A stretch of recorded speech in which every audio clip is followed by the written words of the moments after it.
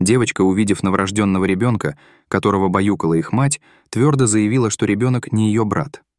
Первоначально родители отнеслись к этому как к простой ревности, однако после ряда странных инцидентов они решили провести анализ ДНК, чтобы подтвердить, действительно ли ребенок был ее родным братом. К удивлению, тест показал неожиданный результат. Наталья и Пьер были образцовой парой, вызывающей зависть у окружающих. Их свадебная церемония была похожа на сцену из романа и проходила под безмятежным голубым небом в окружении близких родственников и друзей в пригороде Парижа. Они были воплощением идеальной гармонии, сочетая в себе любовь и взаимность. В то время как будни были посвящены их карьере, выходные были любимым временем, проведенным с друзьями и занятием досугом, демонстрируя сбалансированную жизнь. Все в их жизни, казалось, складывалось идеально, и они решили рискнуть стать родителями. Уверенная в поддержке Пьера, Натали намеревалась на некоторое время оставить свою работу, чтобы заняться домом и воспитанием будущего ребенка. Даже несмотря на предстоящие перемены и новые обязанности, их жизнь по-прежнему была полна очарования.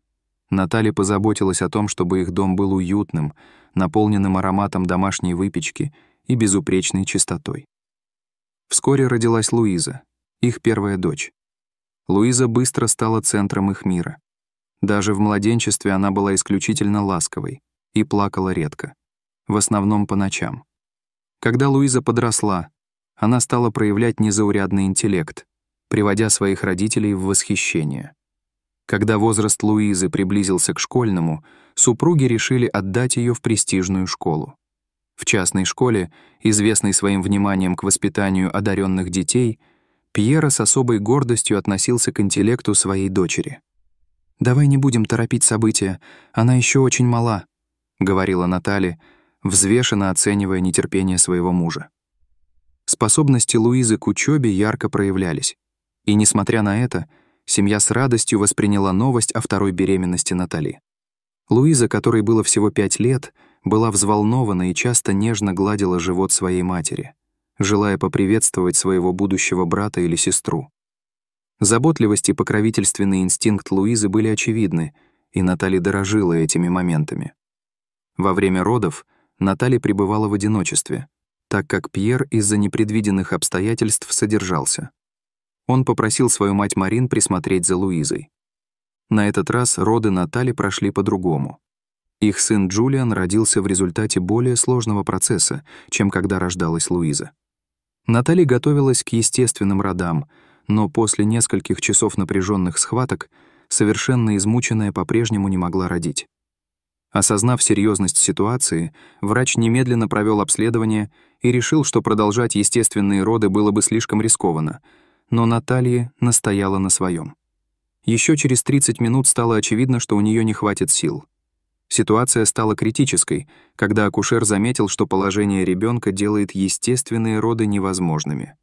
Было принято решение о проведении экстренного кесарево сечения.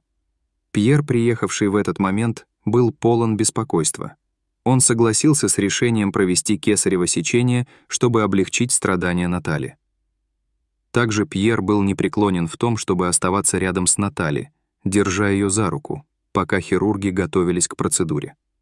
Во время операции его охватила фобия, и он потерял сознание прямо в операционной палмикачекуакумамакистечасаи.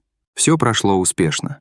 Состояние матери и новорожденного красивого мальчика по имени Джулиан было стабильным. Когда Пьер пришел в себя, он оказался рядом с Натальей. Она все еще находилась под действием наркоза, и, переполненный облегчением и восхищением, Пьер наблюдал за ней, благодарный за благополучие своей жены и новорожденного сына. Грудное вскармливание стало глубоко трогательным моментом для обоих родителей. Мы сотворили еще одно маленькое чудо.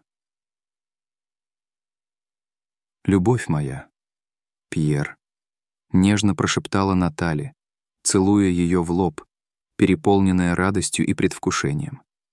Натали с нетерпением ждала встречи Луизы с братом. Она будет самой замечательной старшей сестрой. Глазами полными любви Натали смотрела на Джулиана, когда наступил день, чтобы покинуть больницу. В воздухе витало волнение. Луиза уже сидела в машине. Она беспокойно ждала встречи со своим братом. С ней была бабушка Марин. Как только машина остановилась и открылась задняя дверь, Луиза бросилась приветствовать свою мать и впервые увидела Джулиана. Марин шагнула вперед, чтобы помочь Натали, которая держала Джулиана на руках, выйти из машины. Однако то, что произошло дальше, удивило всех. Вся семья собралась вместе, преисполненной предвкушении. Пьер подбодрил Луизу. «Это твой брат Джулиан. Подойди, поздоровайся». Пока Наталья осторожно готовилась представить Луизу своему новому брату, выражение лица Луизы омрачилось, и она решительно покачала головой. «Он мне не брат». Это повергло все в шок, и воцарившееся молчание было наполнено замешательством, поскольку все присутствующие пытались понять, серьезно Луиза говорит или шутит. Первой нарушила молчание Марин, бабушка, которая призвала Луизу объясниться. Но девочка хранила молчание. И Пьер мягко посоветовал ей еще раз взглянуть на Джулиана. Луиза неохотно снова подошла к брату. На ее лице читалась смесь сомнения и любопытства. Ее острое замечание о светлых волосах и голубых глазах Джулиана, которые контрастировали с темными волосами и глазами членов семьи, подчеркнуло ее наблюдательность и растерянность, несмотря на юный возраст. Вопрос Луизы содержал в себе потребность в рациональном объяснении. Наталья попыталась развеять ее опасения, упомянув, что черты характера новорожденных часто меняются со временем. Однако Луиза все еще не убеждена этим объяснением, покачала головой и побежала к дому. Наталья и Пьер отменялись обеспокоенными взглядами, сбитые с толку неожиданной реакцией дочери. Они задались вопросом, что стало причиной поведения Луизы — ревность или страх потерять внимание.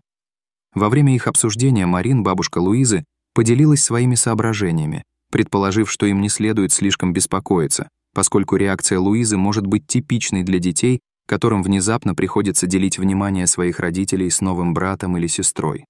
Она порекомендовала им активно привлекать Луизу к уходу за Джулианой и заверить ее своей неизменной любви. Она предположила, что, вовлекая ее в процессы, показывая, что она является важной частью этой новой ситуации, они заметят перемены. Несмотря на попытки Натальи и Пьера воплотить в жизнь рекомендации Мари, последующие недели не привели к каким-либо положительным изменениям. Луиза продолжала держаться на расстоянии от Джулиана, время от времени повторяя свое тревожащее заявление о том, что он не ее брат. Натали попыталась исправить ситуацию, полагая, что участие в ежедневном уходе за Джулианом может изменить ее чувства. Она просила Луизу помочь искупать малыша, надеясь, что это поможет ей чувствовать себя более важной. Однако, даже когда Луиза принимала участие, ее эмоционально отстраненно сохранялась. Она была молчаливой и лишённой привязанности, не проявляла особого интереса к общению с Джулианом, который, становясь все более смышленным, пытался привлечь внимание своей сестры. Для Натальи и Пьера эта ситуация была глубоко болезненной. Разрыв между детьми казался слишком большим, чтобы его можно было преодолеть, и это значительно отличалось от сплоченной семейной жизни, которую они надеялись создать. Ошеломленный возникшей проблемой, Пьер убедил Наталью обратиться за советом к детскому психологу, подозревая, что поведение Луизы может быть вызвано более глубокими причинами, требующими экспертной оценки. Наталья с некоторыми оговорками согласилась, и они договорились о консультации с доктором Морганом Уайтом, экспертом в области детской психологии. Несмотря на несколько сеансов, Луиза твердо настаивала на том, что Джулиан не является ее братом, при этом не могла объяснить причину такого мнения. Доктор Морган предложил новое решение — провести ДНК-тест, чтобы окончательно установить биологическую связь между братом и сестрой. Доктор был уверен, что конкретные научные данные смогут развеять сомнения Луизы. Наталья Ли поначалу сочла это предложение чрезмерно, опасаясь, что оно может вызвать сомнения в отсутствии Джулиана. Однако Пьер воспринял его как прямой шаг, чтобы наладить напряженные отношения в семье. В итоге они провели ДНК-тест, ожидая результата с особым волнением. К тому времени Джулиан еще не начал ходить, но уже сидел прямо и демонстрировал первые признаки ползания. Его смех наполнял их дом счастьем, присущим только младенцам. Его привязанность распространялась не только на родителей.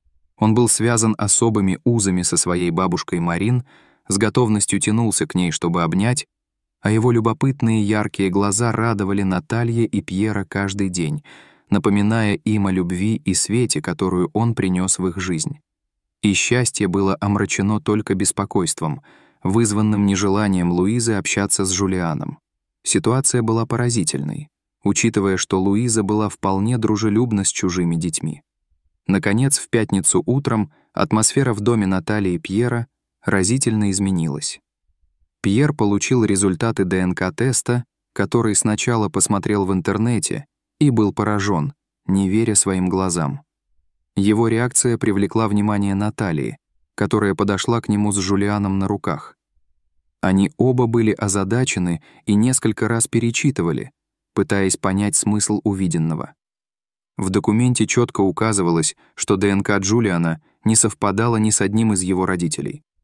Обезумевший Пьер срочно обратился к врачу-лаборанту за дальнейшими разъяснениями, но им подтвердили результаты, что Джулиан биологически не связан с ними обоими. Когда Наталья переваривала это, ее охватили страдания. В ее криках смешались растерянность, отчаяние и печаль. Как такое могло случиться? В попытке найти объяснение, Пьер предложил провести повторный тест на случай возможной ошибки. Наталья неохотно согласилась. Момент ясности пробился сквозь ее замешательство, когда она спросила Пьера о точном моменте, когда Джулиана передали ей после родов. Пьер признался, что не видел этого момента из-за того, что потерял сознание. Когда он пришел в себя, Джулиан уже был представлен ему как сын. Этот разговор заставил Наталью и Пьера осознать, что, возможно, в больнице произошла ошибка. Мысль о том, что их ребенка могли подменить, преследовала их последующие дни, омрачая их связь с Джулианом, которого они любили и растили с самого рождения. Несмотря на результаты анализа ДНК, свидетельствующие о том, что Джулиан не является их биологическим сыном, они оказались раздираемыми между своей привязанностью к нему и открывшейся правдой. Тест поставил их перед дилеммой. Должны ли они докопаться до истины, что потенциально может испортить жизнь их любимому сыну, или проигнорировать результаты анализа ДНК и продолжать считать Джулиана своим ребенком? Результаты анализа ДНК и мучительный вопрос об истинном происхождении Джулианы затронули даже Марину, которая испытала настоящий шок. Решительные в своих поисках правды Наталья и Пьер обратили за помощью к администрации родильного отделения больницы, потребовав провести тщательное расследование. После 10-дневного разбирательства они обнаружили путаницу, связанную с молодой парой, которая могла быть биологическими родителями Джулиана. Эта пара, которая недавно переехала из-за стихийного бедствия и жила у родственников, испытывала финансовые трудности. Потенциальный ребенок Натальи и Пьера родился с осложнениями со здоровьем, требовавшим немедленной медицинской помощи и больших материальных затрат. Когда персонал больницы сообщил той семье о серьезной ошибке, это вызвало бури эмоций, ведь они столкнулись с суровой реальностью воспитания ребенка, который биологически им не принадлежал. Эта ошибка неразрывно связывала две семьи, поставив их в тяжелую ситуацию. Молодая пара оказалась в сложном лабиринте чувств и решений, касающихся их будущего.